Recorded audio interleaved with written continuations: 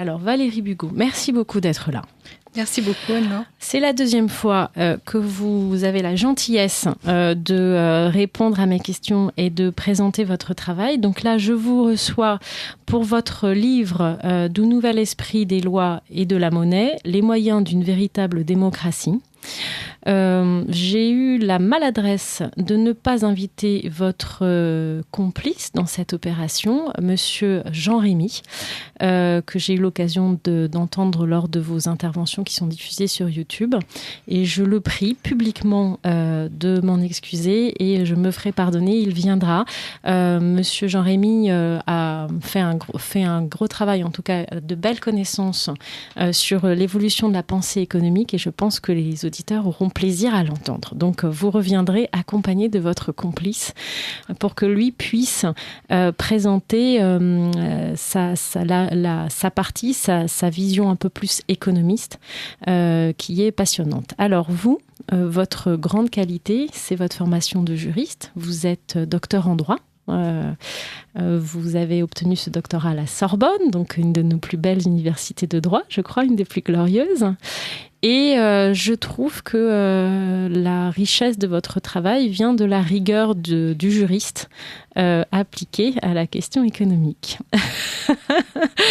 Étant moi-même de formation économiste, je reconnais que parfois je taquine un peu nos amis juristes, mais je trouve que dans votre façon de présenter les choses, il y a des explications de quelques failles du raisonnement économique. En tout cas, moi, ça m'a permis de mettre quelques mots sur des éléments que je ne comprenais pas trop dans le raisonnement économique. Voilà. Je souhaitais donc que nous déroulions votre intervention, que vous nous fassiez déjà un petit cadrage des concepts à la fois d'économie, puisque le sujet portera sur la monnaie source de droit, et que vous nous recadriez un petit peu d'abord, le mécanisme de droit. Votre préfacier Philippe Boursier de Carbon revient sur, insiste beaucoup en fait sur ce glissement du droit romain vers le droit anglo-saxon avec une inversion en fait. Moi, j'aurais tendance à m'envoler en disant une perversion finalement de la mécanique, c'est-à-dire que vous me corrigez, mais dans le droit romain, il y a un dispositif hiérarchique avec le politique qui ordonne le droit et le droit gère l'économique. Il y a une unité de la personne qui est reconnue dans le cadre du droit de propriété. Vous préciserez, chers auditeurs, Valérie Bugeaud hoche, mais moi je vulgarise les choses. Elle précisera donc avec ce concept de droit l'usus, abusus, fructus, dont tout est réuni sur la même personne. Alors qu'en droit anglo-saxon, en fait, si j'ai bien compris, le droit n'est pas un outil du politique, mais est un outil au service de l'économie. Et on sépare ce qui était uni dans le droit romain en traitant de manière différente la personne qui finance, la personne qui possède, la personne qui utilise. Je vous laisse nous donner secours parce qu'en plus les auditeurs vont me reprocher de vous interrompre. Donc je vous laisse nous donner toute explication pour que nous puissions comprendre en fait surtout vos conclusions. Alors on va commencer par les conclusions pour vous accrocher, chers auditeurs, qui est que selon Valérie Bugeaud et Jean Rémy, l'idée des économistes de considérer la monnaie comme un bien est à l'origine des difficultés que nous rencontrons aujourd'hui sur l'usage qui est fait de la monnaie, le pouvoir qui est remis entre les mains de personnes dont nous n'avons pas le contrôle et qui ne servent pas le politique, le bien commun. Et donc, cette conclusion trouve sa source dans cette analyse, cette jonction qui est faite entre la question du droit et la question de l'analyse et de la pensée économique. Maintenant, j'arrête. C'est fini. Bon, mais il y a énormément de choses. Je vous remercie déjà d'avoir présenté le sujet de façon aussi pertinente. Il y a énormément de choses sur lesquelles je dois revenir et n'hésitez pas à me dire si j'en oublie parce qu'effectivement, c'est un sujet qui est assez vaste et ça va de la présentation générale au cas particulier de la monnaie. Donc, si vous le voulez bien, je vais partir de la présentation générale. Parce que, en effet, la rigueur juridique que vous avez reconnue dans la présentation de la théorie de la monnaie, théorie juridique de la monnaie, est une émanation directe du fait que je suis à l'origine de formation civiliste. Je suis venue au droit des affaires et au droit fiscal dans un second temps. Donc, pour moi, le droit, j'ai intégré dans ma façon de penser la façon de penser civiliste, qui est en fait une émanation du droit continental traditionnel qui vient du droit romain. Et dans le droit romain, la conception essentielle du droit, c'est que le droit, en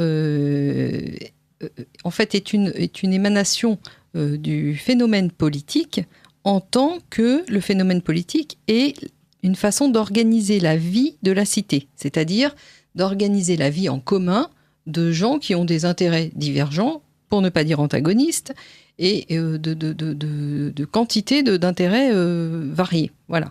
Donc ça, c'est la politique. La vraie politique, c'est l'organisation de la vie de la cité, c'est-à-dire que c'est la préservation d'un intérêt commun qui fait que la vie de gens aux intérêts divergents peut être possible.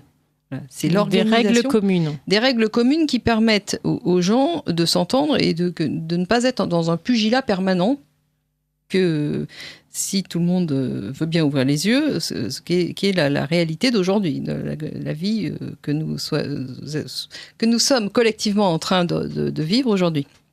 Donc il y a eu un glissement évident entre le concept primordial et primitif de droit, tel que le droit continental le concevait, et celui dans lequel aujourd'hui on vit, qui n'est à mon sens pas du droit. Il faut rétablir la véritable sémantique derrière les choses. C'est que nous sommes dans c'est plus une civilisation formée par le droit, mais nous sommes dans un concept de réglementation permanente. Voilà. Le droit est devenu de la réglementation. Ce qu'on appelle les codes aujourd'hui sont des compilations de textes qui n'ont rien à voir avec les codes tels qu'on les concevait dans le concept traditionnel, de droit continental traditionnel. Donc en fait, tout ça est assez compliqué. Le véritable droit, le seul qui reste encore un petit peu au sens droit de régulation et droit d'organisation de la vie de la cité, c'est le code civil. Tout le monde sait que le code civil est en train d'être totalement subverti et totalement vidé de son sens initial pour le moderniser à l'anglo-saxonne, c'est-à-dire à la façon réglementation et à la façon économique. Voilà. Pour s'adapter au monde. Oui, enfin pour s'adapter à la loi du plus fort, qui est actuellement le pouvoir économique. Voilà, c'est le pouvoir économique qui a pris le contrôle du phénomène politique. Et justement, alors ça va nous amener à la monnaie, parce que l'étape primordiale de cette prise de contrôle du pouvoir politique par le pouvoir économique a été justement le contrôle des monnaies. Et le contrôle des monnaies par les changeurs, qui étaient à la fois commerçants et banquiers. Donc il faut comprendre la mentalité de ces gens-là pour comprendre comment la monnaie a évolué, comment le système bancaire, monétaire et, je dirais, étatique a évolué, de façon à ce qu'aujourd'hui, il ne reste plus rien du concept de politique. Voilà. Alors, le lien entre le ciment entre ce que vous avez présenté et ce que je suis amenée à décrire maintenant, c'est effectivement le droit de propriété. Parce que le droit de propriété, il est considéré traditionnellement par le droit civil issu du droit romain, donc le droit continental traditionnel, comme étant la réunion dans les mêmes mains de trois critères qui sont l'usus, le fructus et l'abusus. Usus, abusus, usus, fructus. Voilà. Alors que le nouveau concept qu'on veut maintenant nous imposer en tant que la transcription du droit anglo-saxon dans le droit continental s'appelle le droit de propriété économique. Et le droit de propriété économique est en opposition frontale avec le droit de propriété traditionnel. Pourquoi ? Parce que le droit de propriété économique suppose que celui qui a le pouvoir finalement définitif sur la chose ou sur la personne d'ailleurs, peu importe sur quoi. Ils ne sont pas distingués d'ailleurs, c'est ce qui peu ressort importe dans le sujet du livre. pouvoir, que ce soit un sujet, un objet, que ce soit immatériel, matériel, peu importe. C'est celui soit qui finance, soit qui utilise, soit qui a un usage. Donc en fait, c'est matériel, enfin c'est utilitariste. Hein, c'est celui qui finance ou celui qui utilise le bien ou la chose a du pouvoir dessus. Et ça, c'est le droit de propriété économique. Et on comprend bien que dans ces conditions, l'ancien propriétaire, celui qui avait le propriétaire nominal, n'a plus son mot à dire. Je veux dire que le propriétaire nominal ne compte plus. Donc c'est une subversion de la pensée du droit de propriété. C'est une subversion du concept de propriété. Est-ce que vous pouvez, alors, il y a dans un de vos articles, chers auditeurs, vous pouvez, de Radio Courtoisie, vous pouvez retrouver les chroniques de Valérie Bugeaud sur Internet.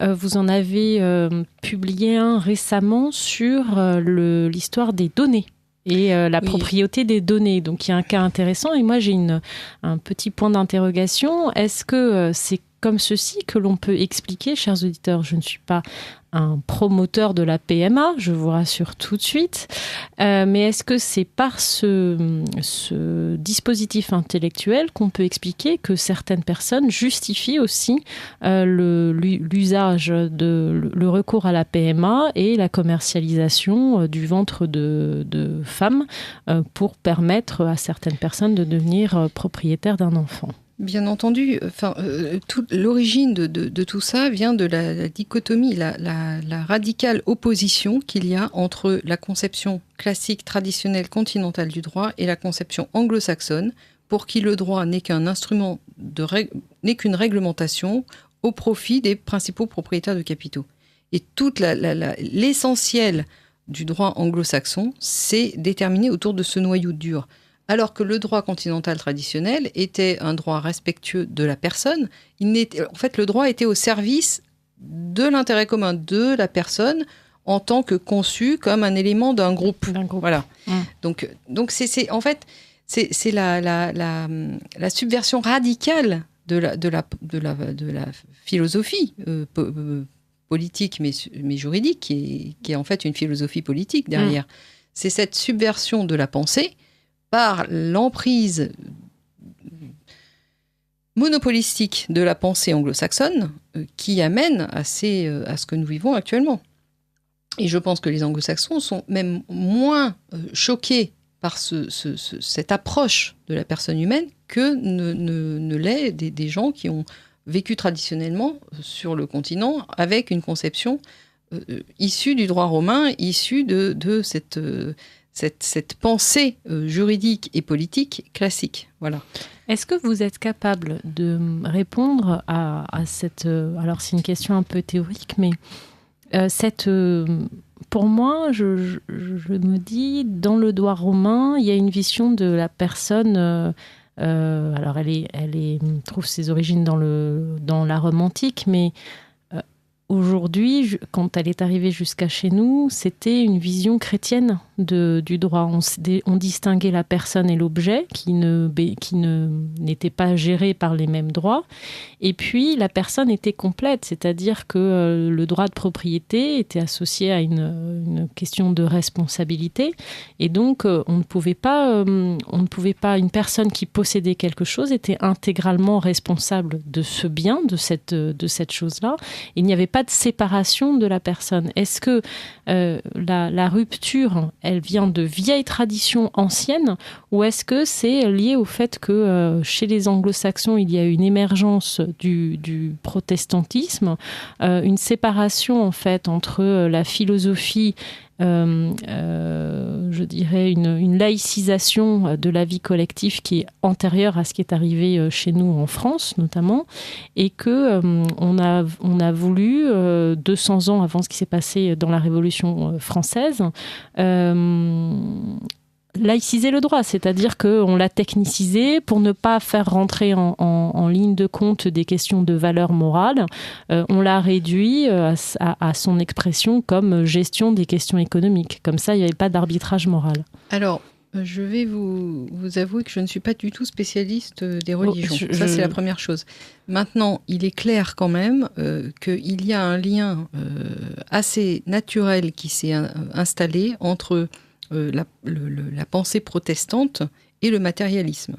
Ça, je pense qu'il y a plus d'affinité naturelle, si je puis dire, entre la pensée protestante et le matérialisme qu'il n'y en a entre la pensée chrétienne initiale, catholique, oui. chrétienne et le matérialisme. La pensée chrétienne est certainement beaucoup plus tournée vers des considérations, je dirais, moins matérialistes, qui font qui prennent en compte de façon beaucoup plus de façon même essentielle, enfin, qui ne font que prendre en compte la personne humaine dans un contexte à la fois social et spirituel, alors que le protestantisme, sans être spécialiste, encore une fois, des religions, a plus d'affinité avec une appréciation matérielle des biens matériels et la personne par rapport aux biens matériels. Donc il y a plus de lien entre la personne et le matérialisme dans le protestantisme que dans le christianisme à l'origine. Il est évident que Rome, c'est quand même est devenue chrétienne assez tôt. Donc c'est vrai que le droit romain a été baigné de culture chrétienne, a été baigné par toute cette pensée collective, cette attitude collective. Donc le droit romain est intégralement, enfin peut-être pas intégralement, mais en tout cas il s'est spontanément élaboré dans ce contexte de christianisme. Ça c'est vrai, on ne peut pas le nier. Donc je vous le dis, je répète, sans être spécialiste des religions, il me semble qu'il y a quand même spontanément un lien entre ces deux éléments-là. Et c'est vrai que, par exemple, le moment où vraiment le pouvoir économique a pris, a décidé d'une stratégie de prise de pouvoir politique, et au moment où où ce pouvoir économique a été assez fort pour mettre en œuvre des stratégies de type politique, il est vrai que ça s'est passé dans des pays qui étaient quand même des pays protestants, puisque les grands banquiers, la première banque, l'ancêtre de la première banque centrale est né aux Pays-Bas, et ensuite la première banque centrale réelle est née en Angleterre. Donc la troisième banque centrale est née en France, néanmoins. Et la France n'était pas traditionnellement un pays protestant. Mais entre-temps, il y avait eu quand même la Révolution française, qui a été un pas vers ce matérialisme. Parce que, en fait, ça s'est passé de façon, je dirais, parallèle. Le matérialisme s'est développé en même temps que le pouvoir de la bourgeoisie et des banquiers commerçants s'est développé. Donc ça a été une imbrication, si vous voulez. Un aller-retour. C'est indissociable, en fait. La montée en puissance de cette classe bourgeoise, mais qui était en fait une émanation des banquiers commerçants. Hein, c'est des commerçants, oui. Bien sûr, ce sont des banquiers et ce sont des commerçants, c'est les deux. Et cette conception de la monnaie marchandise, tout ça est quand même assez lié, eh bien, est né, s'est développé quand même de façon parallèle avec le matérialisme et le développement de la pensée que vous appelez laïque au départ. Mais moi, je préfère parler de matérialisme parce que, en fait, je dirais qu'on est dans une ère totalement matérialiste. Oui. Ce qui est intéressant dans le droit anglo-saxon, c'est son utilité et son efficacité. Exactement. Le droit est pas bien ou mal, pour être économiquement efficace. Ouais, mais économiquement, il faut savoir ce que ça cache. Économiquement, c'est aux mains des plus forts, des économiquement les plus forts. Donc des gens qui détiennent vraiment le grand capital. Donc il ne s'agit pas de dire que c'est au profit du petit commerce ou... Parce que justement, ces gens-là sont aussi avancés en mettant en avant les effets bénéfiques de leurs propositions pour le commerce, le petit commerce en général, etc. Mais ça, c'est une illusion, puisque tout est fait pour mettre tout le monde en concurrence permanente. Et je dis bien tout le monde, c'est-à-dire que même maintenant, la personne humaine est réifiée. Donc, la concurrence ne se fait pas seulement sur le bien, mais sur les personnes. C'est-à-dire que les personnes sont considérées aussi comme des objets. Et ce qui compte, c'est le pouvoir que les très grands capitalistes ont sur les objets et sur les personnes. Enfin, il n'y a pas de nuance dans leur esprit entre l'un et l'autre. Il n'y a pas de séparation entre il n'y a pas de séparation conceptuelle entre un bien et une personne. Alors que dans le droit continental traditionnel, et dans la façon dont dans le sens même du terme politique, on est dans un concept radicalement opposé. On est dans un concept dans lequel le droit est au service de la vie en collectivité. Il y a une hiérarchisation. La hiérarchisation, elle existe aussi dans l'autre cas, mais elles ne sont pas au même bénéfice. La hiérarchisation en droit continental traditionnel, c'est que le droit est un instrument pour que les gens puissent vivre en harmonie, le plus en harmonie possible, sur un territoire donné, dans des conditions déterminées pour que ça marche. Voilà. Alors que en droit anglo-saxon, la hiérarchie, c'est celui qui est économiquement le plus fort impose son droit pour se développer toujours plus. Voilà. Donc il y a aussi une certaine forme de hiérarchie, mais c'est pas au bénéfice des mêmes. C'est-à-dire que les bénéficiaires sont différents. Vous voyez ce que je veux dire ? Dans un cas, le droit continental, on pourrait dire que il a pour vocation aussi à un moment de limiter la toute-puissance de ceux qui pourraient être les plus forts. C'est l'effet. Comment dirais-je ? Il a pour vocation de permettre la vie en commun. Oui. Donc la vie en commun n'est pas possible si vous permettez l'accaparement, par exemple. Alors mais ça va très loin, parce que l'accaparement, aucune civilisation dans toute l'histoire de l'humanité ne s'est faite sur le développement de l'accaparement. De l'accaparement. Alors donc ça, la civilisation et le droit continental traditionnel permet le développement d'une civilisation, alors que le droit anglo-saxon, uniquement fondé sur l'accaparement et la loi du plus fort économique, sans s'occuper des moyens qui ont été utilisés pour devenir le plus fort, eh bien, ce ne permet pas le développement d'une civilisation.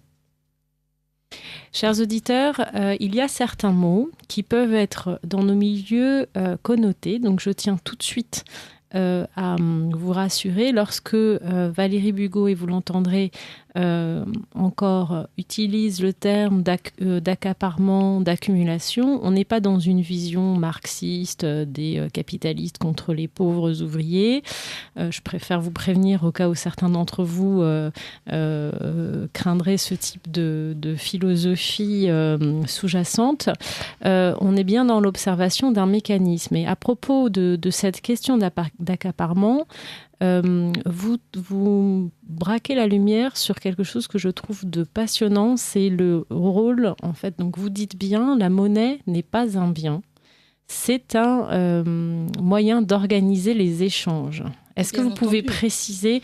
Alors déjà, la monnaie bien, de cette définition, qui est une définition qui est évidemment sous-jacente à toute l'analyse économique, qui justifie les taux de change, l'Union européenne pour qu'on puisse échanger facilement notre monnaie. Si vous voyez Valérie Bugeaud, chers auditeurs, elle secoue la tête. Elle a presque pitié de moi. Et en fait, qui est à la source, nous sommes à un an du scrutin pour les élections européennes. Un certain nombre de personnes n'ont pas compris que nous étions en campagne. Les journalistes vont se réveiller sans doute au mois de septembre, peut-être au mois de décembre, si Noël est porteur. Mais la question de la monnaie unique viendra sur le tapis, sans doute. Et aujourd'hui, cette monnaie, qu'il est nécessaire de pouvoir échanger, est à la source de certaines opérations pour l'euro, certaines opérations de prédation qui se jouent en Afrique. Voilà, donc vous mettez à bas cette vision de la monnaie. Donc ce que vous nous apprenez, c'est que en fait la monnaie, on nous a longtemps expliqué que la monnaie c'était une solution aux vrais problèmes que nous avions pour mener les échanges, parce qu'avant, les hommes préhistoriques n'avaient que le troc et que c'était bien compliqué de pouvoir échanger. Donc ça, c'est la comptine qui nous a été racontée pendant des années. Et donc, vous travaillez justement sur ce sujet en disant, attention, la monnaie était un outil au service de l'échange? Alors, je vais être très claire vraiment dès le départ, parce que ce sujet de réflexion, c'est vraiment Jean-Rémy qui l'a bien analysé, c'est lui qui est le spécialiste de l'histoire de la monnaie. Moi, je n'ai fait que mettre en musique juridique les informations que lui m'a données de ce point de vue-là. Donc, ce sont ces informations. Je vous invite à l'inviter justement sur ces thèmes, parce que c'est très intéressant et en effet, tout s'explique. Tout est parfaitement logique dans l'évolution du concept monétaire. Donc la monnaie a été créée initialement pour faciliter les échanges. Parce que vous comprenez bien que faire du troc, vous ne pouvez échanger votre vache contre une botte de foin que si votre co-contractant a besoin de ce que vous offrez. C'est-à-dire soit de la vache, soit de la botte de foin.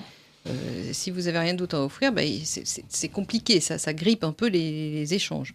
Donc en fait, la monnaie est un élément d'intermédiation reconnu par tous, donc une institution. Et la monnaie ne tire sa valeur que du fait qu'elle est une institution, permettant justement d'échanger tout type de biens et services. Par exemple, en Afrique, les kauris.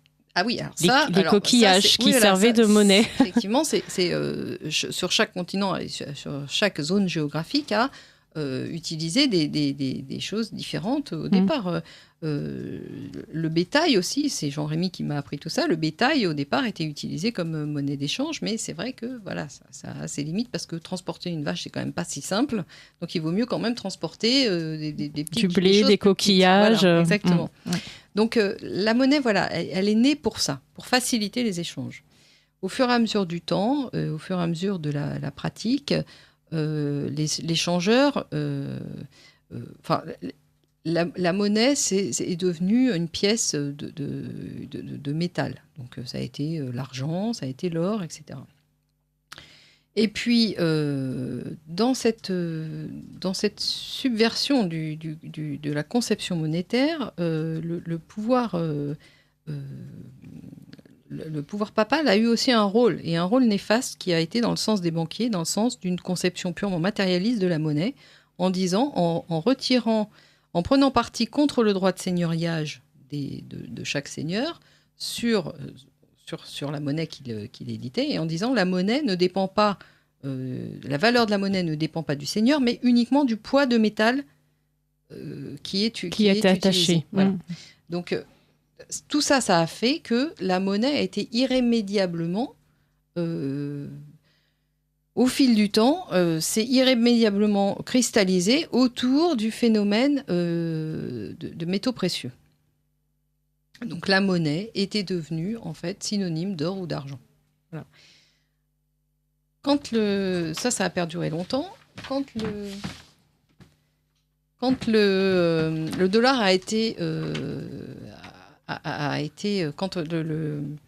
en 1973, je crois que c'est 73, quand le dollar a été les accords de Bretton Woods. Non, Bretton Woods c'est avant, mais au moment où le dollar a été découplé de l'or, de sa valeur en or, techniquement la matérialisation de la monnaie a disparu. Donc la monnaie est redevenue purement une institution. Sauf que cette institution, elle est restée dans les mains uniquement des banquiers. Alors que normalement, ça devrait être une institution politique, publique, puisque c'est son rôle, le rôle de la monnaie est de faciliter les échanges. Or, quand vous mettez le fait monétaire dans les mains privées, comment voulez-vous qu'il remplisse le rôle d'intérêt public qu'elle est censée remplir? D'accompagnement des échanges. Donc, il y a eu une perversion. Effectivement, la monnaie est redevenue une institution sans le dire et sans que personne ne change quoi que ce soit, comme Jean-Rémy l'a parfaitement bien signalé et indiqué, et c'est lui qui a mis le doigt sur ce problème essentiel. Alors que la monnaie est redevenue une pure institution, eh bien, rien n'a changé. Elle est toujours considérée comme une réserve de valeur, c'est-à-dire un bien. Voilà. Parce que la conception économique de la monnaie tourne toujours autour de la question de savoir que c'est effectivement un moyen d'échange, mais également une réserve de valeur. Et le fait d'être une réserve de valeur transforme la monnaie en bien, en marchandise dans le commerce. Voilà. Parce que je stocke la réserve de valeur et je Exactement. fais varier la valeur de la monnaie. Parfaitement. Donc la monnaie peut être émise sur le marché comme n'importe quel autre bien, ce qui est une hérésie, puisque la monnaie est une institution qui ne peut pas, par essence, être mise sur un marché. Elle n'a pas de valeur en soi. La monnaie est un instrument de mesure, c'est un service public rendu par une institution politique. Voilà. Donc la monnaie ne peut remplir son rôle correct de facilitateur d'échange que si elle est dans des mains politiques. C'est-à-dire que si elle est une institution qui sera régie par des gens dont l'objectif est effectivement de donner à la monnaie sa mission principale, essentielle, initiale, qui est de servir, de faciliter les échanges pour tout le monde. D'accord. Si vous mettez la monnaie dans des mains privées, elle ne peut structurellement pas remplir son rôle, sa fonction sociale de facilitateur d'échange. Elle ne facilitera que le développement des intérêts de ceux... Donc elle va avoir un autre rôle. Exactement, elle va avoir un autre rôle et c'est aujourd'hui ce qui explique toutes les crises. Toutes les crises. Aucune monnaie ne devrait être sur un marché. Le marché des devises ne devrait pas exister puisque c'est contraire au concept monétaire fondamental. Alors, si je vous pose des questions qui sont trop complexes, n'hésitez pas à me le dire, mais dans cette proclamation du dollar comme monnaie d'échange pour les échanges internationaux, si on considère que la monnaie est le signe du pouvoir, est-ce que ça n'est pas, cette proclamation du dollar, le signe du pouvoir de ceux qui émettent la monnaie américaine sur l'ensemble des échanges mondiaux et la mise sous tutelle de l'ensemble du monde sous un pouvoir politique? Oui, mais évidemment. Enfin, oui, la réponse à votre question est évidemment oui. Mais donc, je pense que la question est peut-être mal posée dans le sens où il ne faut pas voir la monnaie comme un instrument de pouvoir. La monnaie est un instrument de développement des relations économiques, donc est un instrument au service d'une économie et à la fois le reflet de cette économie. Elle n'est pas essentiellement un instrument de pouvoir. Elle est devenue un instrument de pouvoir. Pourquoi ? Parce qu'elle a été gérée, mise entièrement dans les mains des banquiers. Donc en fait, la façon dont on conçoit effectivement le phénomène de Bretton Woods n'est qu'une émanation du fait antérieur qui est que la monnaie était déjà dans des mains privées. Alors, chers auditeurs, je suis silencieuse parce que ce travail sur la privatisation de la monnaie de Valérie Bugeaud et Jean-Rémy est très intéressant.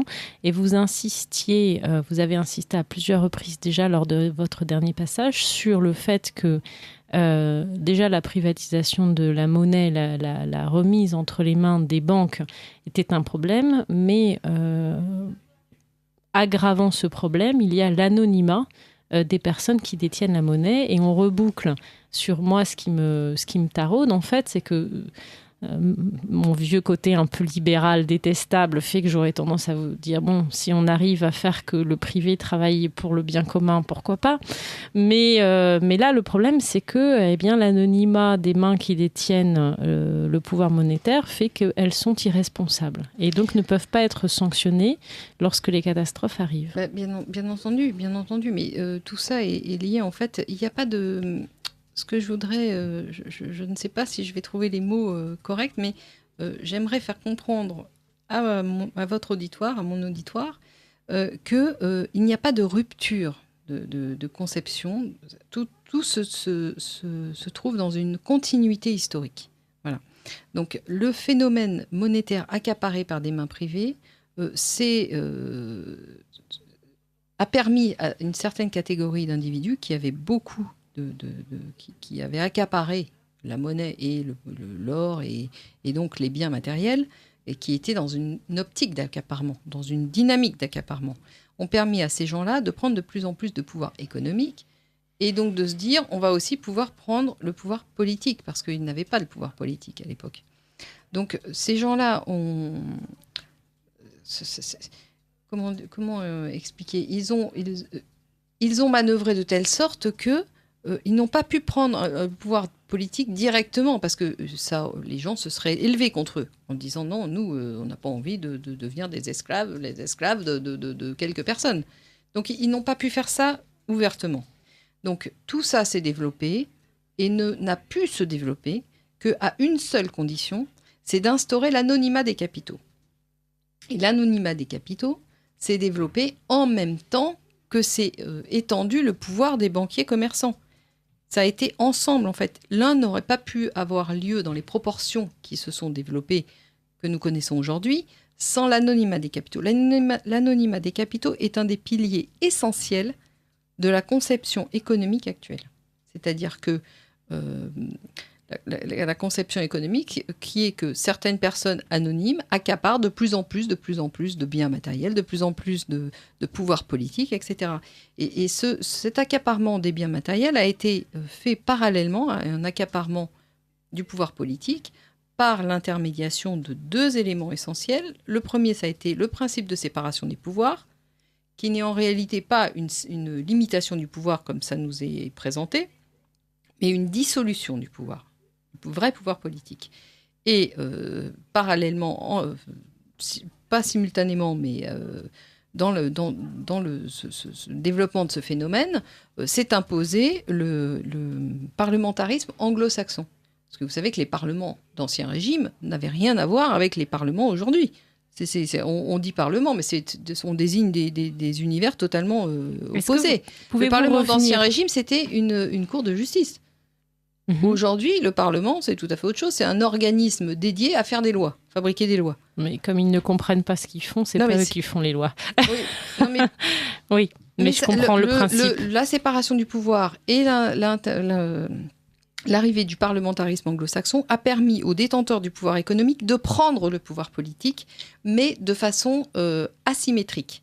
Ils ont pris le pouvoir, donc de façon officieuse. Donc ils n'ont endossé aucune responsabilité pour cette prise de pouvoir qui officiellement n'existait pas.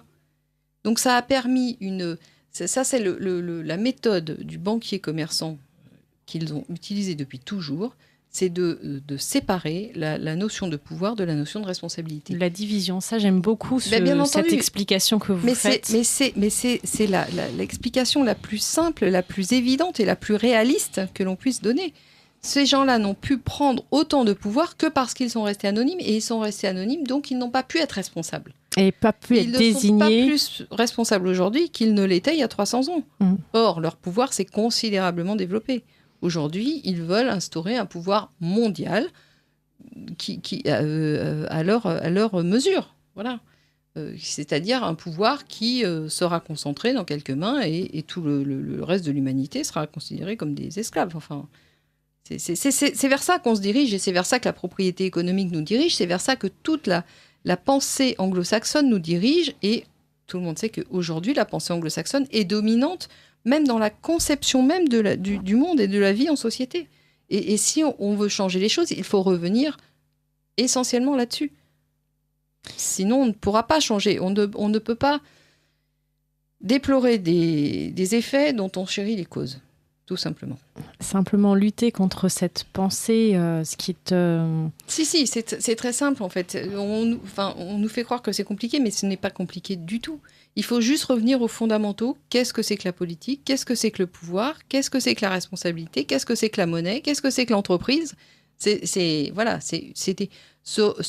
être amené à se reposer les questions de base, fondamentales, qui ont fait que un jour, une civilisation a pu naître. Voilà. Chers auditeurs, vous voyez, nous sommes dans une réflexion, mais sachant que les partis politiques sont très paresseux, qu'il y a assez peu de personnes en ce moment qui sont capables de nous réfléchir, de réfléchir et de nous guider, je pense qu'avant la refondation, nous avons un peu de temps et nous avons le temps de réfléchir. D'où ces invitations et ce plaisir que nous avons d'entendre au micro de Radio Courtoisie Valérie Bugeaud. Alors, je vais vous rappeler l'ouvrage que je vous recommande, chers auditeurs. Le titre, c'est « Du nouvel esprit des lois et de la monnaie, les moyens d'une véritable démocratie. Les auteurs sont Valérie Bugeaud et le regretté Jean Rémy, que je n'ai pas eu la gentillesse d'inviter, et je m'engage publiquement donc à le recevoir. Il y a une très belle préface de Philippe Boursier de Carbon, chers auditeurs, qui, je pense, dresse déjà bien le décor de ce livre. Alors, on a compris le mécanisme de monnaie, pardonnez-moi, comme en fait outil des échanges. Vous nous avez expliqué le mécanisme d'accaparement. Dans votre toute dernière partie, alors, chers auditeurs, l'ouvrage est assez petit. Il y a, je vais vous donner le nombre de pages, il y a 185 pages. Moi, je l'ai trouvé très dense. Donc, je me suis concentrée sur ma marotte du moment, qui est la question monétaire. Mais je vous invite à relire donc l'ensemble de l'ouvrage. Vous avez tout un travail sur la question de la souveraineté, ensuite de l'organisation de la vie, l'organisation juridique de la vie en société, et ensuite donc de la monnaie, théorie juridique de la monnaie, qui était le sujet qui m'intéressait. Chers auditeurs, n'hésitez pas à lire l'ensemble du livre et à le méditer, car je pense qu'il permet de nourrir une réflexion politique. Alors,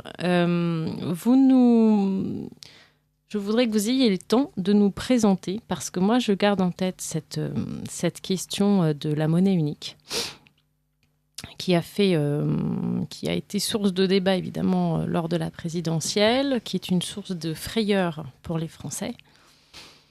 Et vous avez travaillé sur ce que c'était qu'un modèle de monnaie efficace. Ah oui. Et j'espère que vous nous ferez rêver en nous expliquant comment nous pouvons retrouver une monnaie qui serve l'économie française, parce que je vous avoue que ce qui m'inquiète avant tout, c'est le service de l'économie et de la politique française. Alors, j'espère que je vais faire plus que vous faire rêver, parce que je vais vous donner des informations actuelles, d'actualité, et qui peuvent inverser aussi le sens des choses sans rêver très loin. Donc, effectivement, Jean-Rémy et moi avons travaillé sur qu'est-ce qu'une monnaie efficace, mais actuellement, vous avez tout un groupe, notamment d'anciens banquiers, qui s'est développé essentiellement en Suisse, pour forcer le politique à faire ça s'appelle l'initiative monnaie pleine, et c'est en fait une façon de faire récupérer par la Banque centrale, c'est-à-dire organisme censément politique, le contrôle de la création monétaire. Et ça, c'est un élément fondamental qui permettra d'aller vers une monnaie saine.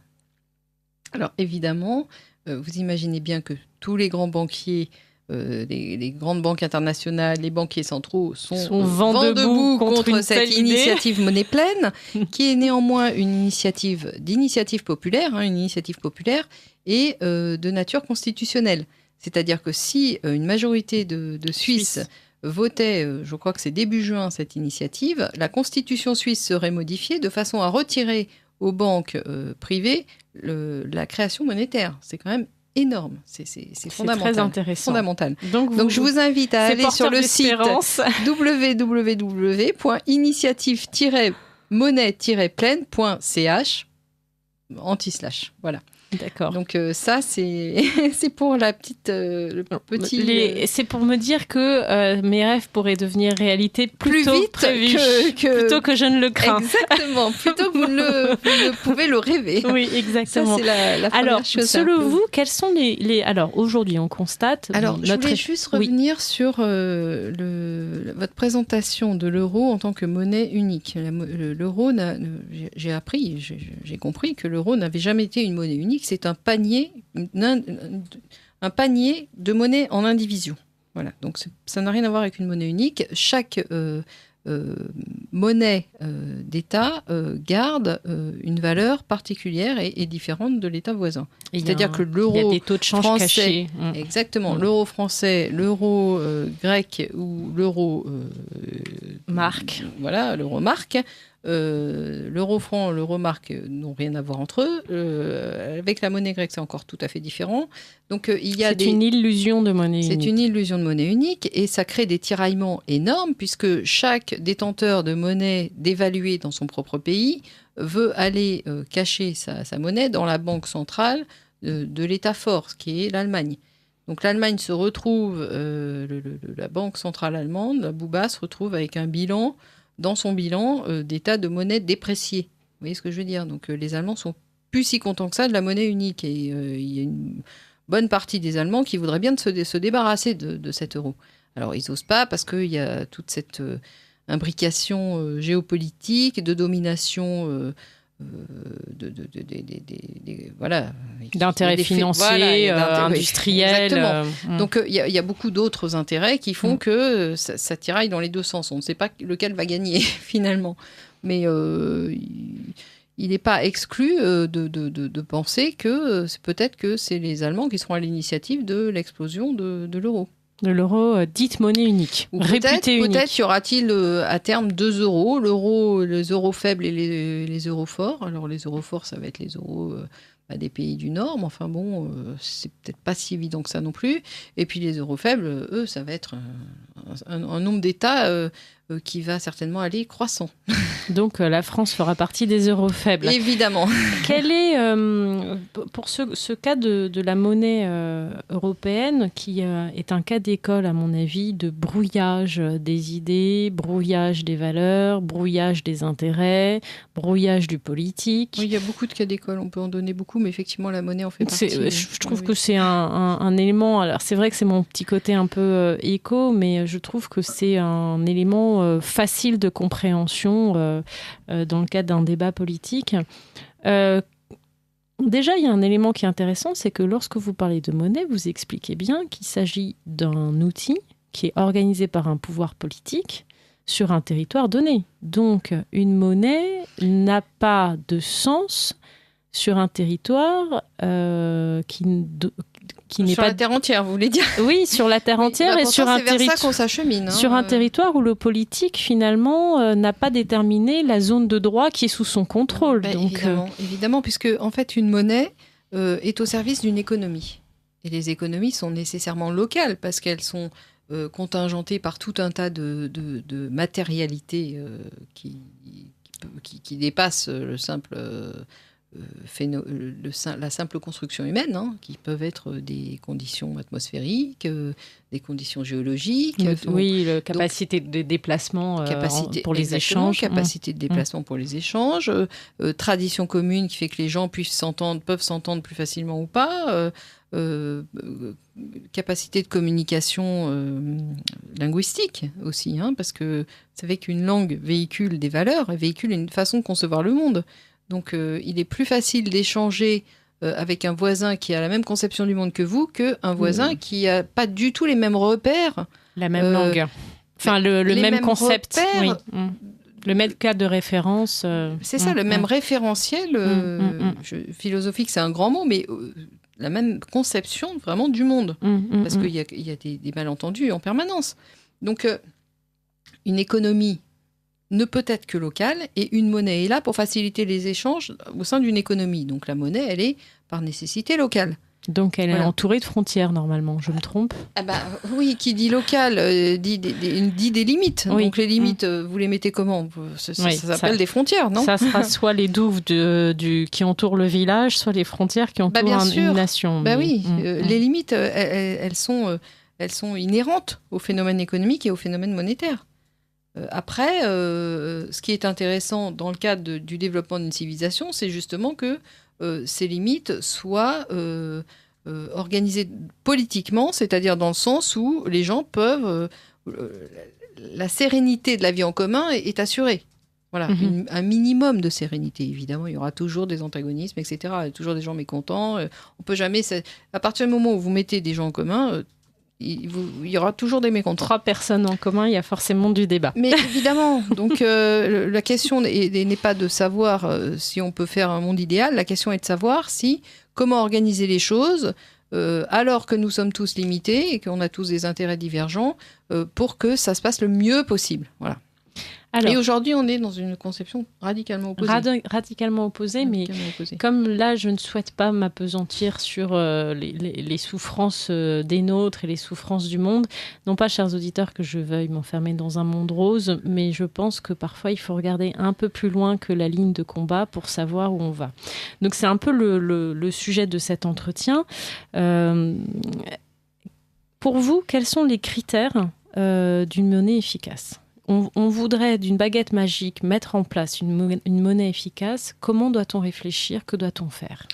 Déjà, la première chose, c'est de comprendre qu'une monnaie est une institution dans des mains politiques, c'est-à-dire chargée de faciliter la vie en commun, de faciliter les échanges. Donc déjà, ça, c'est essentiel, parce que si vous continuez à laisser la monnaie dans les mains des banquiers, ça n'arrivera jamais. Donc ça, c'est la première chose. C'est ce que les Suisses ont l'air d'avoir compris. Ah exactement.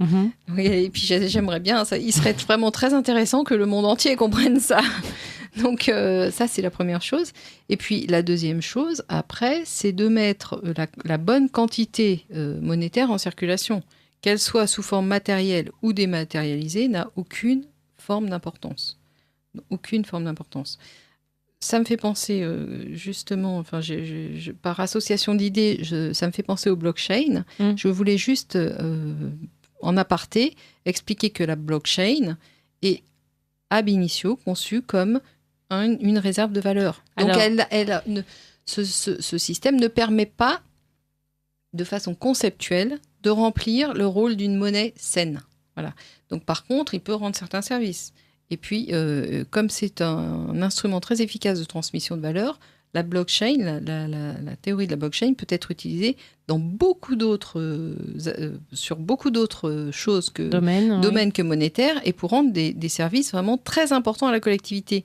Donc moi, j'ai tendance à être très positive, à croire à la blockchain, mais certainement pas en tant qu'instrument monétaire. Donc vous faites partie des gens qui expliquent que le Bitcoin, par exemple, c'est pas une solution.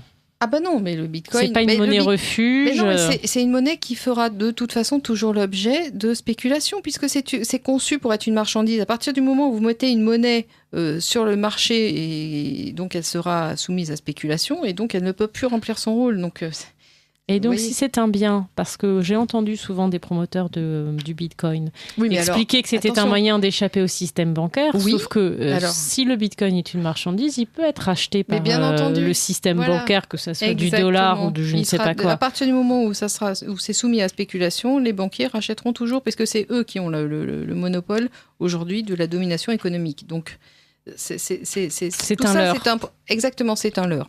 Parfaitement.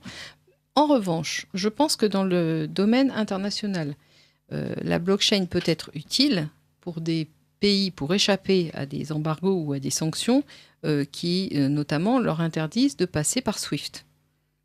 Parce que dans les échanges internationaux, les pays qui ont interdiction d'accès à SWIFT sont extrêmement incommodés pour leurs échanges internationaux. C'est très important que vous reveniez expliquer aux auditeurs, parce que SWIFT...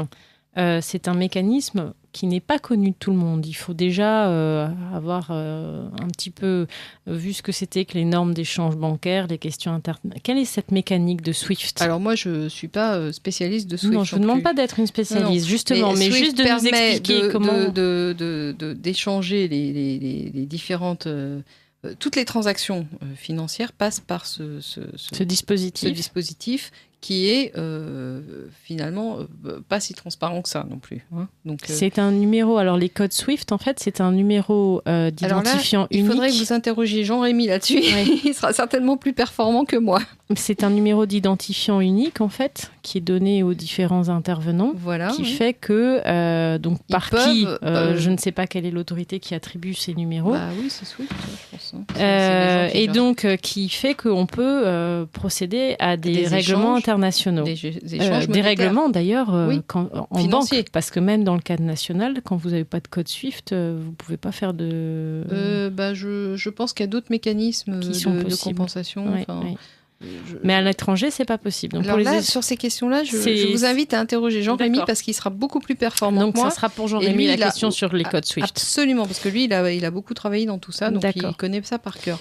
Donc, ce qui n'est pas mon cas, parce que moi, je ne suis pas banquière de formation. Insistez bien garder en tête que ça n'est pas une source d'échange, et que la monnaie permet les échanges dans le cadre de nos frontières, Non, mais la monnaie ne doit pas être un bien qu'on échange sur le marché. Voilà. Ce n'est pas un bien, c'est une institution qui rend un service public. Donc, il n'est pas question qu'on retrouve des euros bidules de l'autre côté de la frontière. Il n'y a pas de... si on revient à une conception normale de la monnaie, ça n'arrivera plus.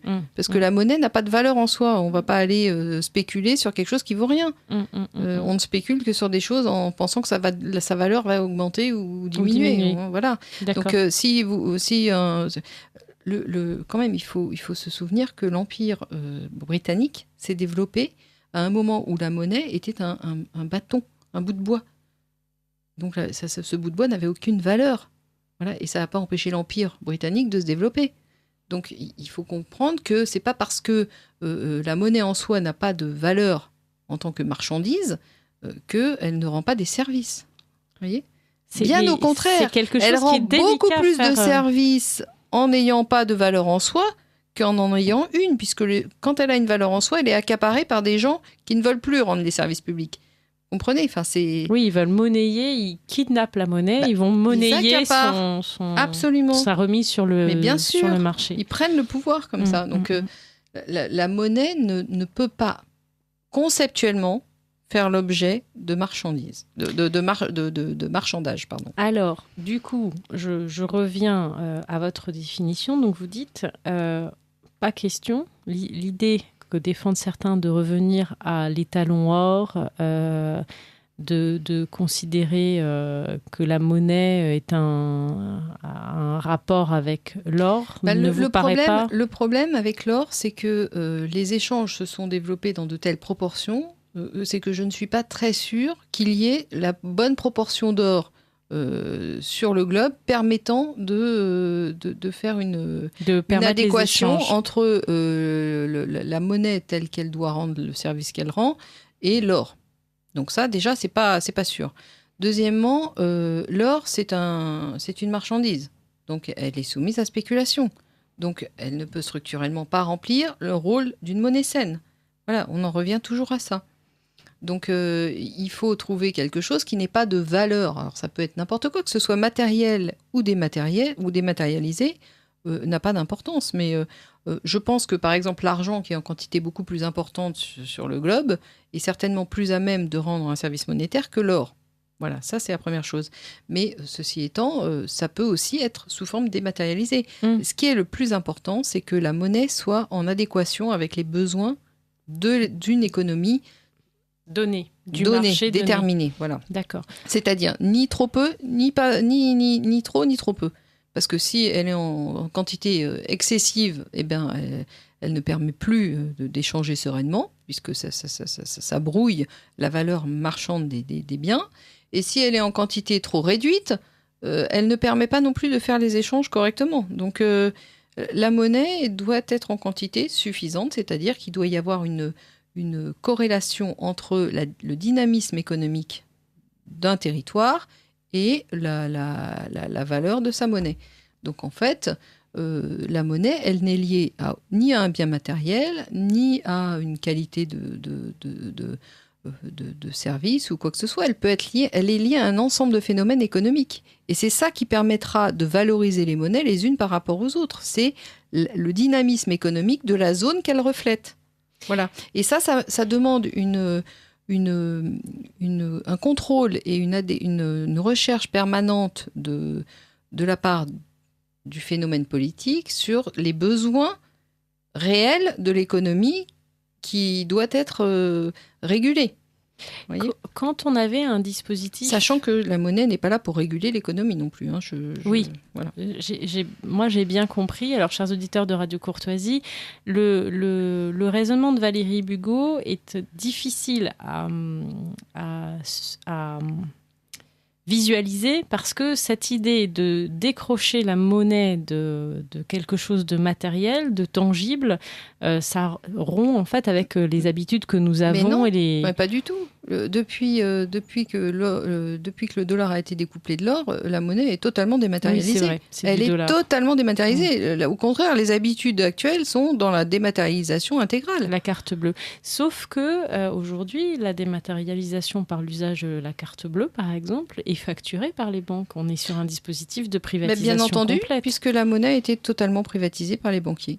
Donc voilà encore une des conséquences nécessaires et aberrantes par construction du fait que le concept monétaire ait été capté par des intérêts privés.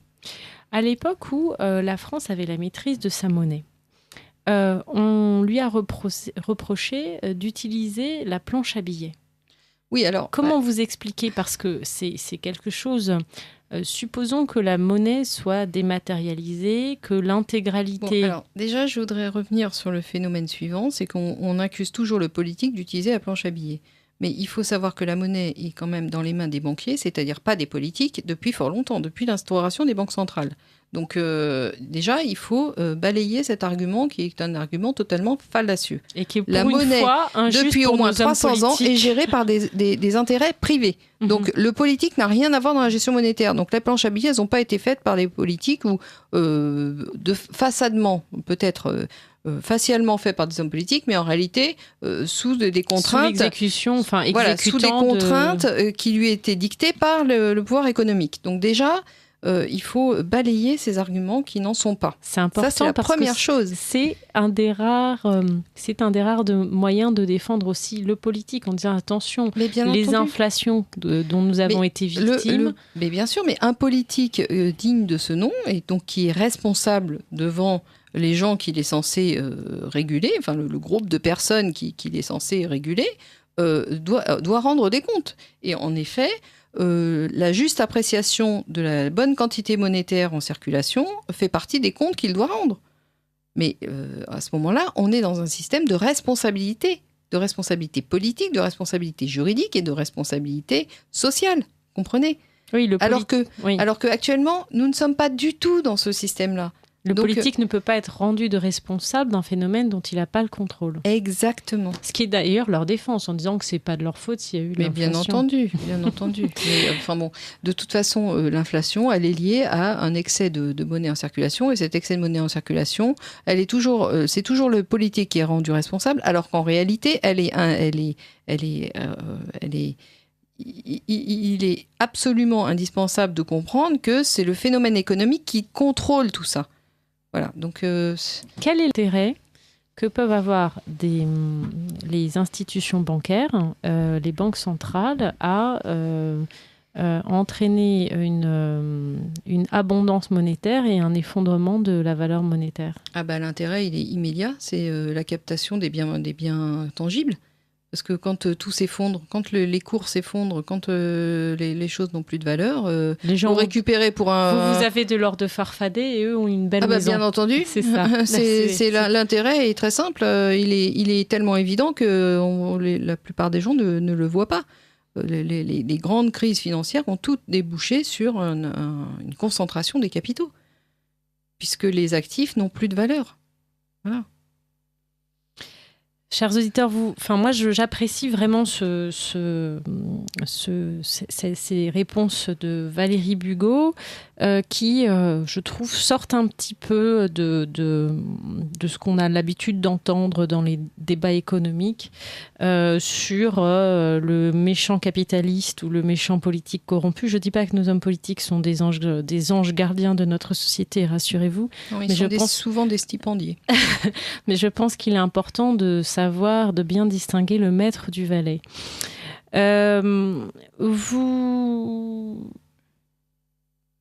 Vous avez un tout dernier chapitre sur la monnaie représentant un échange économique et entraînant un rapport de droit. Alors c'est vous, la juriste. Donc là, vous allez répondre à mes questions. À partir dans notre modèle idéal où Je pense qu'il ne faut pas parler de modèle idéal, il faut parler de modèle conceptuel initial et de modèle qui justifie la raison d'être, l'existence de la monnaie. C'est pas idéal, parce que idéal, on a l'impression que c'est inaccessible et que ça ne pourra jamais être mis en œuvre. Alors que c'est pas ça, c'est juste l'opposé, puisque la monnaie a été mise en œuvre pour remplir certaines missions. Et alors, aujourd'hui, on réaliste, c'est le modèle. C'est le modèle spontané. Normal. C'est le modèle normal. C'est le fonctionnement normal de la monnaie. Exactement. Qu'est-ce que vous entendez par représente un échange économique qui engendre des rapports de droit, dans la notion de droit que vous pointez là? Parce que la monnaie intervient est un intermédiaire dans un échange. Et l'échange, il est matérialisé juridiquement. Il est encadré juridiquement. Oui, c'est ça. Il est régulé juridiquement. C'est-à-dire que vous avez un créancier, un débiteur, et la valeur de chaque bien échangé, la monnaie n'a rien à voir dans la détermination de la valeur du bien échangé. La monnaie n'intervient que comme instrument pour permettre l'échange, mais n'intervient pas directement sur la valorisation, la détermination de la valeur, de la valeur du bien. Il faut être bien clair là-dessus. La monnaie n'intervient pas pour déterminer la valeur des biens qui seront échangés. La monnaie ne permet qu'une chose, c'est de faciliter l'échange. D'éviter le voyage des agriculteurs avec leurs 30 vaches jusqu'à chez Leclerc. Voilà. Exactement. Non, mais c'est ça qu'il faut comprendre. Et la monnaie ne doit pas être conçue comme un phénomène qui interviendrait sur la valeur des biens et des services. Parce que ce n'est pas vrai. Je pense que les auditeurs de Radio Courtoisie auront compris qu'on doit faire cet effort de considérer la monnaie comme une source d'échange. Alors, mais c'est un instrument de mesure, ça pourrait être des coris, des sacs de blé, des bouts de verre. L'instrument, c'est un instrument de mesure. Exactement comme le mètre mesure des distances. Point. Voilà. Source Donc, de droit. La monnaie mesure des valeurs. Nous rebouclons sur le début de l'émission. On disait que la difficulté, la perversion du droit anglo-saxon, c'est d'avoir séparé la propriété, la responsabilité, et finalement, on observe cette perversion à toutes les échelles, à l'échelle individuelle, puisque celui qui est propriétaire n'est pas toujours responsable de ce qui est fait avec l'objet dont il est le propriétaire. Exactement. Et on observe cette perversion. Et, au niveau de l'organisation je ne sais pas politique. si vous aurez le temps de revenir dessus, mais j'adore cette explication sur cette séparation du pouvoir qui a été surtout un moyen de détruire le politique pour l'asservir à l'économique. C'est-à-dire que c'était vraiment l'axiome divisé pour mieux régner qui a été appliqué au pouvoir politique. Et aussi qui a permis la déresponsabilisation de l'État. C'est normal, puisque comme on ne peut plus désigner l'ennemi, on ne peut plus le condamner, on ne peut plus lui appliquer le droit et on ne peut plus le sanctionner au cas où il aurait pris une mauvaise décision. De la réglementation. Mais vous, cette perspective de rétablissement d'une bonne monnaie, qu'est-ce que vous entendez par rapport de droit? C'est-à-dire que... Les rapports de droit, c'est que en fait, la monnaie intervient comme un intermédiaire dans des rapports de droit, puisqu'elle intervient au moment des échanges, que ce soit des échanges de biens ou services. Ces échanges sont matérialisés par des rapports de droit. D'accord. C'est ça que je signifie. Et donc, si on ne va pas jusqu'au bout de l'échange, le droit s'applique. Le droit régule l'échange. Si l'échange est déséquilibré, si un bien a été extrêmement valorisé par rapport à sa contrepartie, mais la monnaie n'a rien à voir là-dedans. Là, c'est la justice qui doit intervenir. Qui intervient ?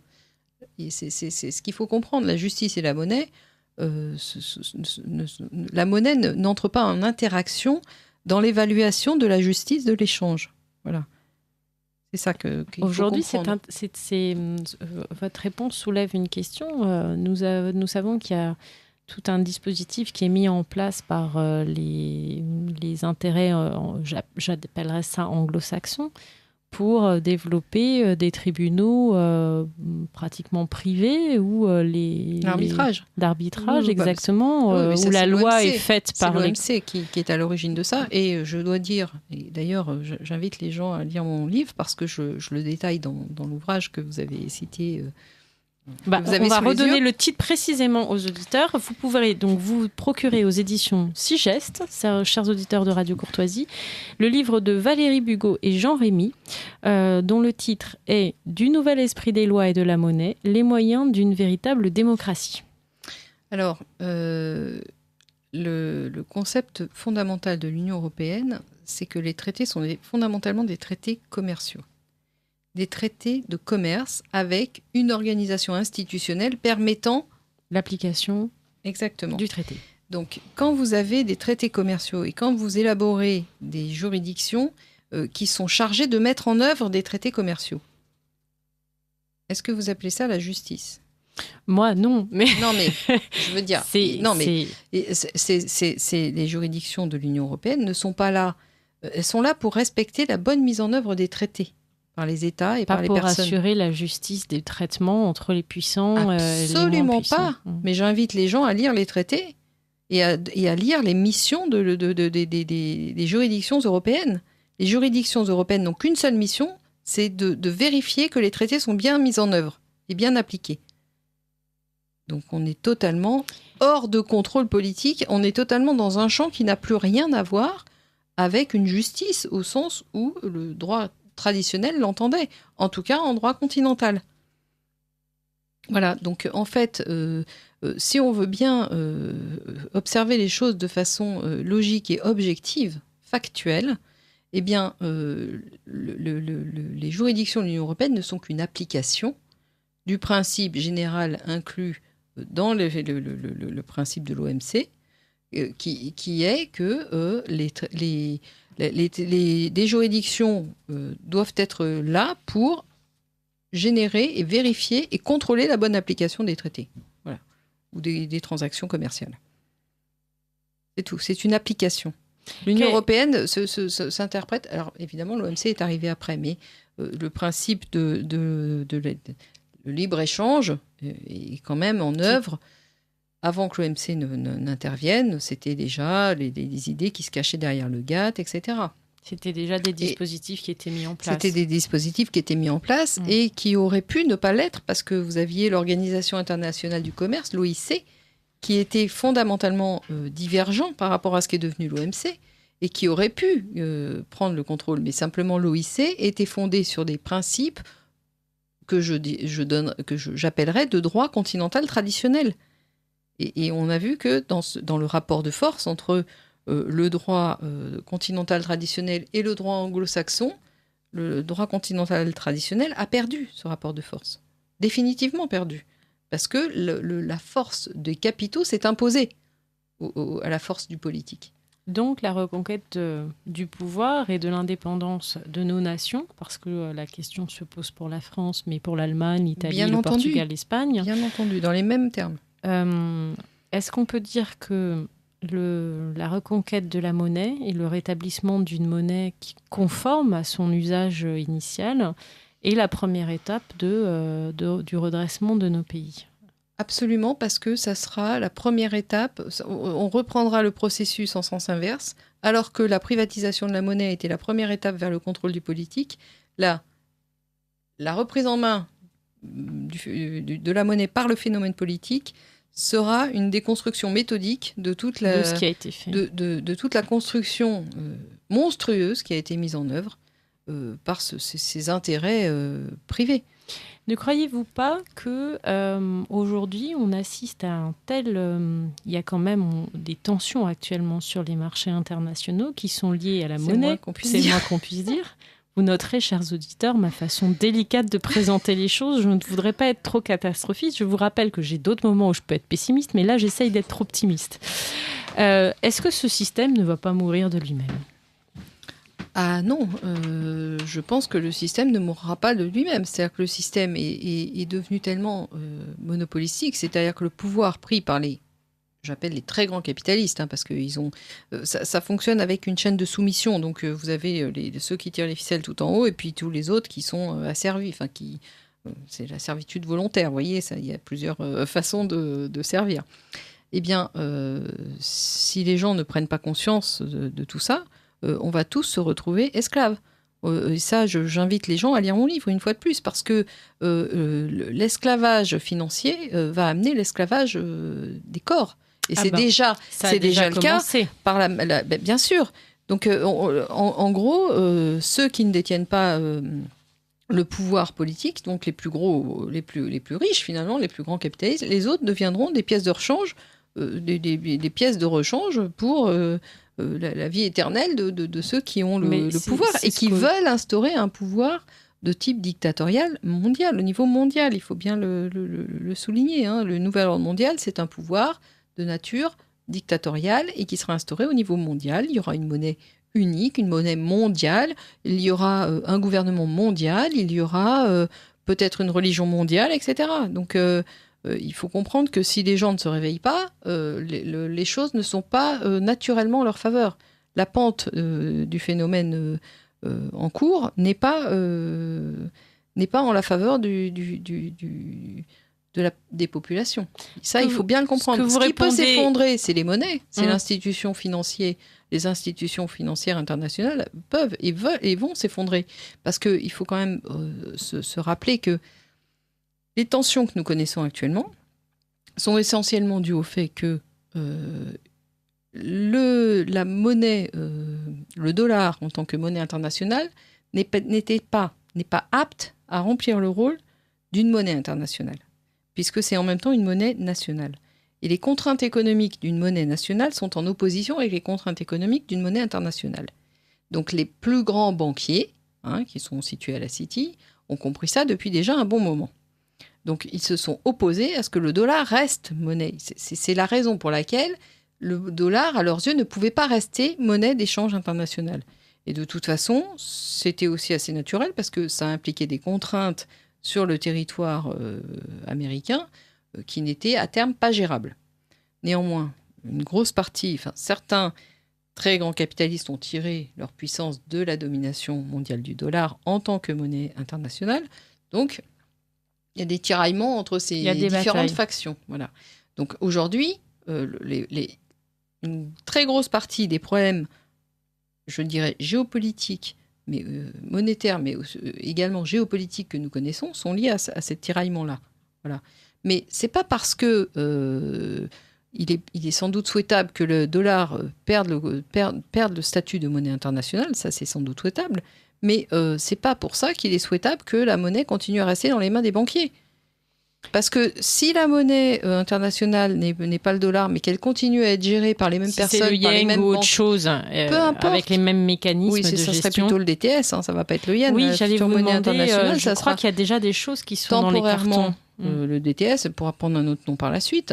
C'est les droits, chers auditeurs, droits de tirage pour spéciaux. Les non-initiés, c'est les droits de tirage spéciaux. Et c'est le FMI qui serait à la manœuvre. Voilà, le FMI et très probablement la BRI qui gérerait les compensations avec les dettes. Je pense que là, on rentrerait dans des mécanismes assez particuliers. Ça serait une jolie cuisine, ça. Oui, non mais attendez, il faut bien comprendre deux choses et bien isoler deux problématiques différentes. Le fait que le dollar en tant que monnaie mondiale, qu'il soit souhaitable que le dollar en tant que monnaie mondiale s'efface, ça c'est une chose. Mais le problème, c'est que si les États qui veulent rester indépendants et les hommes politiques dignes de ce nom, si ce groupe de personnes n'est pas vigilant, et continue à laisser la monnaie dans les mains des banquiers, puisque ce sont les banquiers qui ont la main sur la Banque mondiale, le FMI, la BRI, je suis désolée, mais ce qui arrivera après sera bien pire.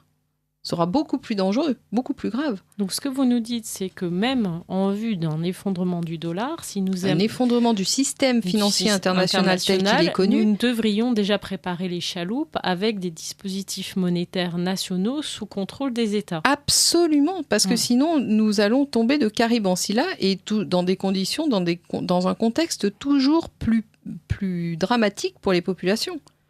Donc même si je suis un soutien inconditionnel de la monnaie européenne, lorsque je suis réaliste, je dois prendre en compte les crises monétaires qui ont lieu en ce moment, parce qu'en fait la guerre se joue en ce moment, et dire quoi qu'il arrive, pour faire face à la crise, je suis un homme politique responsable, en l'occurrence moi une femme, et je dois préparer un dispositif de protection de ma population avec la possibilité d'une monnaie d'échange nationale, passer des accords avec mes partenaires pour pouvoir échanger à l'échelle internationale, mais comme ça c'est toujours fait, c'est pas parce qu'on avait des francs, des marques et des dollars que les échanges internationaux ne s'opéraient pas.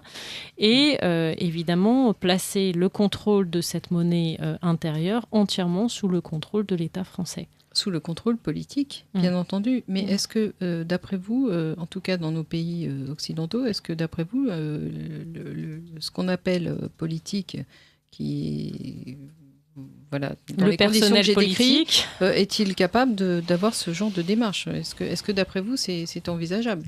Écoutez, pour moi, c'est totalement hors du champ du possible. Il n'y a pas des hauts fonctionnaires qui sont capables de réfléchir sur... à condition que ces hauts fonctionnaires aient à cœur l'intérêt commun, l'intérêt... oui, le bien de la population. Voilà, et qu'ils soient responsables politiquement devant la dite population. Est-ce que vous avez ça en vue actuellement ? Il y a un système. Alors, il nous reste 8 minutes. Je crois que je vais vous garder 5 minutes. Jocelyn, notre technicien, me corrige. Je vais peut-être vous garder pour quelques minutes supplémentaires parce que je souhaiterais que vous parliez de cette histoire de séparation des pouvoirs qui est Alors, il y a la comptine du troc qui est racontée aux économistes et il y a la séparation des pouvoirs qui est racontée... Oui. J'ai bien dit comptine du troc. Mais c'est absolument ça. Alors, interrogez Jean-Rémy sur la question, il va vous bien vous je pense que la séparation des pouvoirs et les bienfaits de la séparation des pouvoirs, notamment républicain, est une jolie comptine aussi. Alors, j'ai quelques questions d'auditeurs. Donc, n'est-il pas paradoxal que ce soit une magistrature présumée majoritairement de gauche qui pousse à la standardisation anglo-saxonne de notre droit ? Première question. Et deuxième question. Chers auditeurs, je vous prie d'excuser éventuellement mon erreur. Madame, votre pensée sur la monnaie est-elle influencée par les écrits de Thèse Ratunt ? Ça vous dit quelque chose ? Thèse Ratunt ? Non. Donc, écoutez, chers auditeurs, je n'ai jamais entendu parler de Thèse Ratunt, donc... je ne peux absolument pas être influencée par lui. C'est peut-être une erreur de notation. Si vous pourriez avoir la gentillesse de rappeler notre chère bénévole Hélène pour préciser votre question, nous aurons plaisir à vous répondre. Alors moi, je voudrais juste, pour répondre de toute façon, parce que ma pensée n'a été influencée par personne d'autre que par l'observation attentive, méticuleuse et la qualification juridique de ce que j'observais, de mes observations, associées aux informations... historique et technique que j'ai pu récolter. Voilà. Donc je n'ai été influencée par la pensée de personne en faisant ma théorie juridique de la monnaie.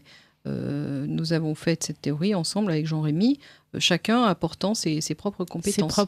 Donc on a lu aucun penseur de la monnaie antérieurement à ce que nous avons...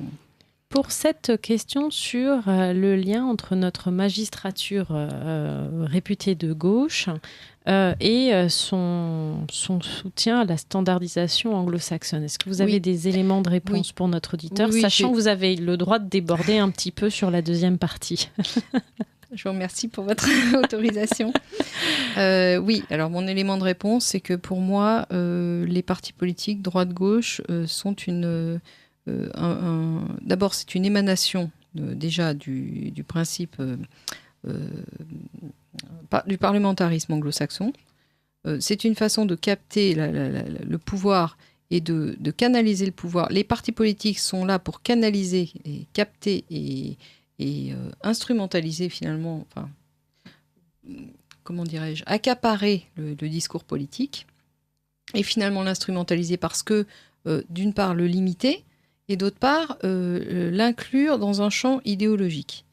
Et moi, je pense que si on veut sortir des problématiques actuelles, il faut sortir du champ idéologique pour retourner dans le champ de la réalité, de l'observation concrète des phénomènes en cause. Et je pense que, évidemment, les partis politiques sont là pour, une fois de plus, diviser pour mieux régner.